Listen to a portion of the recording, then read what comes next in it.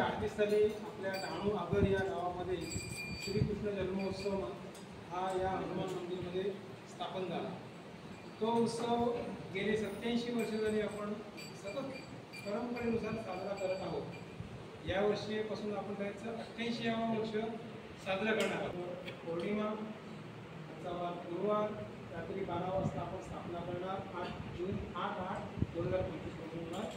नंतर आपला महाप्रसादाचा कार्यक्रम जो आहे तो 14/8/2025 म्हणजे श्रावण मध्य षष्टीला गुरुवारीच होणार आहे। महाप्रसाद सकाळी 10:30 ते दुपारी 3 वाजे 11:30 ते 3 वाजेपर्यंत। आणि